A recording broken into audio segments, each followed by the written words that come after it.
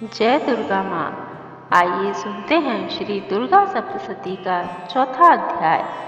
देवी ने जब पराक्रमी दुरात्मा महिषासुर को मार गिराया और असुरों की सेना को मार दिया, तब इंद्रादि समस्त देवता अपने सिर तथा शरीर को झुकाकर भगवती की स्तुति करने लगे।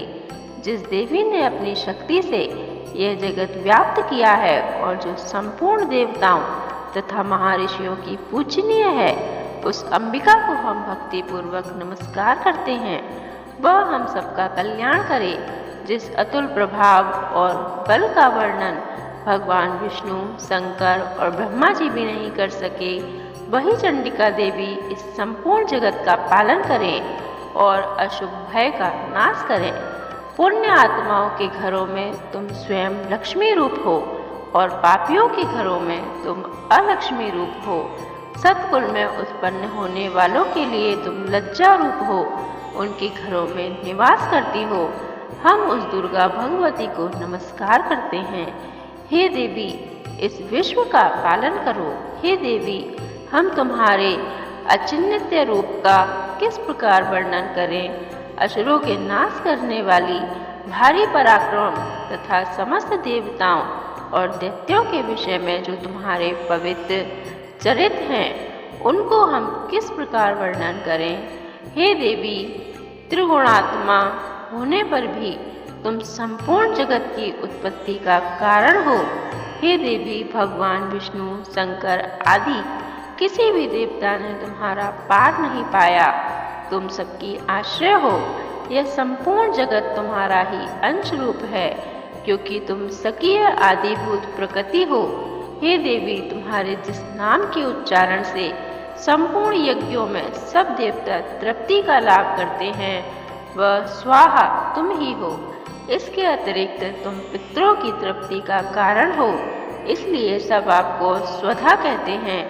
हे देवी, वह विद्या जो मोक्ष को देने वाली है, जो अचिन्त्य महाज्ञान स्वरूपा है, तत्वों के सार को वश में करने वाले, संपूर्ण दोषों को दूर करने वाले, मोक्ष की इच्छा वाले मुनिजन जिसका अभ्यास करते हैं, वह तुम ही हो। तुम वाणी रूप हो और दोष रहित ऋग तथा यजुर्वेद एवं उदगीत और सुंदर पदों के पथ वाले सामवेद की आश्रय रूप हो। तुम भगवती हो। इस विश्व की उत्पत्ति एवं पालन के लिए तुम वार्ता के रूप में प्रकट हुई हो और तुम संपूर्ण संसार की पीड़ा को हरने वाली हो। हे देवी, जिससे सारे शास्त्रों को जाना जाता है, वह मेधा शक्ति तुम ही हो और दुर्गम भव सागर से पार करने वाली नौका भी तुम ही हो।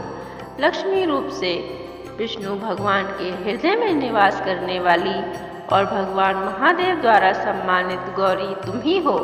मंद मुस्कान वाले निर्मल पूर्ण चंद्र बिंब के समान और उत्तम सुवर्ण की मनोहर कांति के कमनीय तुम्हारे मुख को देखकर ही महिषासुर क्रोध से भर गया। यह बड़े आश्चर्य की बात है। और हे देवी, तुम्हारा यही मुख जब क्रोध से भर गया तो उदय काल के चंद्रमा की भांति लाल हो गया और तनी हुई भौहों के कारण विकराल रूप हो गया। उसे देखकर भी महिषासुर के शीघ्र प्राण नहीं निकल गए। यह बड़े आश्चर्य की बात है। आपके कुपित मुख के दर्शन करके भला कौन जीवित रह सकता है। हे देवी, तुम हमारे कल्याण के लिए प्रसन्न हो। आपके प्रसन्न होने से इस जगत का अभ्युदय होगा और जब आप क्रोधित हो जाती हो तो कितने ही कुलों का सर्वनाश हो जाता है। यह हमने अभी अभी जाना कि जब तुमने महिषासुर को बहुत बड़े सेना को देखते देखते मार दिया। हे देवी, सदा अभ्युदय प्रताप देने वाली तुम जिस पर प्रसन्न हो जाती हो, वही देश में सम्मानित होने लगता है। उसके धन यश की वृद्धि होने लगती है। उनका धर्म कभी शिथिल नहीं होता और उनके यहाँ अधिक पुत्र पुत्रियाँ और नौकर होते हैं। हे देवी, तुम्हारी कृपा से ही धर्मात्मा पुरुष प्रतिदिन श्रद्धापूर्वक यज्ञ करता है और धर्मानुकूल आचरण करता है और उसके प्रभाव से स्वर्गलोक में जाता है। क्योंकि तुम तीनों लोकों में मनवांछित फल देने वाली हो।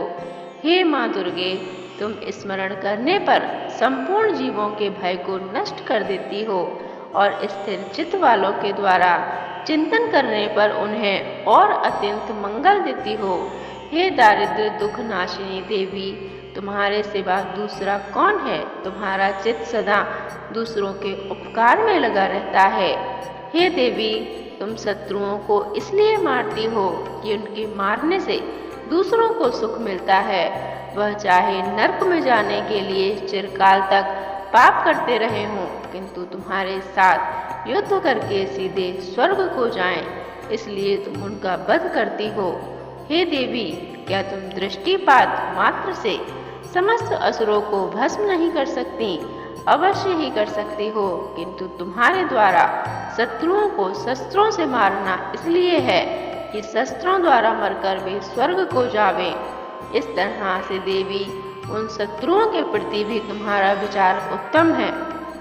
हे देवी, तुम्हारे उग्र खड़ग की चमक से और त्रिशूल की नोक की कांति की किरणों से असुरों की आंखें फूट नहीं गईं। उसका यह कारण था कि किरणों से शोभायमान तुम्हारे चंद्रमा के समान आनंद प्रदान करने वाले सुंदर मुख को देख रहे थे।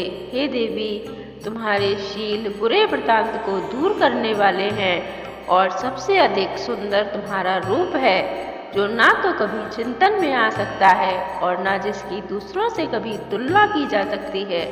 तुम्हारा बल व पराक्रम शत्रुओं का नाश करने वाला है, इससे तुमने शत्रुओं पर भी दया प्रकट की है। हे देवी, तुम्हारे बल की किसके साथ बराबरी की जा सकती है तथा शत्रुओं को भय देने वाला कितना सुंदर रूप भी और किसका है। हृदय में कृपा और युद्ध में निष्ठुरता, यह दोनों बातें तीनों लोकों में केवल तुम्ही में देखने में आई हैं। हे माता, युद्ध भूमि में शत्रुओं को तुमने स्वर्ग लोक में पहुंचाया है। इस तरह तीनों लोकों की तुमने रक्षा की है तथा उन उत्तम असुरों में से हमें भय था उसको भी तुमने दूर किया है। तुमको हमारा नमस्कार है। हे देवी, तुम शूल और खड़ग से हमारी रक्षा करो तथा घंटे की ध्वनि और धनुष की टंकोर से भी हमारी रक्षा करो। हे चंडिके, आप अपने शूल को घुमाकर पूर्व पश्चिम उत्तर तथा दक्षिण दिशा में हमारी रक्षा करो।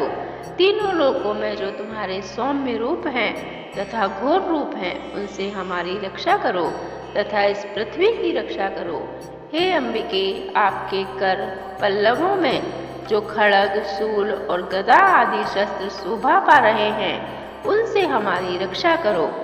महर्षि बोले, इस प्रकार जब सब देवताओं ने जगत माता भगवती की स्तुति की और नंदनवन के पुष्पों तथा गंध अनुलेपों से उनका पूजन किया और फिर सबने मिलकर जब सुगंधित व दिव्य धूपों द्वारा उनको सुगंधित निवेदन की, तब देवी ने प्रसन्न होकर कहा, हे देवताओं, तुम सब मुझसे मनवांछित वर मांगो। हे भगवती, तुमने हमारा सब कुछ कार्य किया है, अब हमारे लिए भी कुछ मांगना बाकी नहीं रहा, क्योंकि तुमने हमारे शत्रु महिषासुर को मार डाला। हे महेश्वरी, तुम इस पर भी यदि हमें कोई वर देना चाहती हो तो बस इतना वर दो कि जब जब हम आपका स्मरण करें तब तब आप हमारी विपत्तियों को हरने के लिए हमें दर्शन दिया करो। हे अंबिके, जो कोई भी तुम्हारी स्तुति करे तुम उसको वित्त, श्रमधि और वैभव देने के साथ ही उनके धन और स्त्री आदि की संपत्ति बढ़ावें और सदा हम सब पर प्रसन्न रहें। महर्षि बोले, हे राजन, देवताओं ने जब जगत माता के लिए तथा अपने लिए इस प्रकार प्रश्न किया तो बस तथास्तु कहकर देवी अंतर्ध्यान हो गई।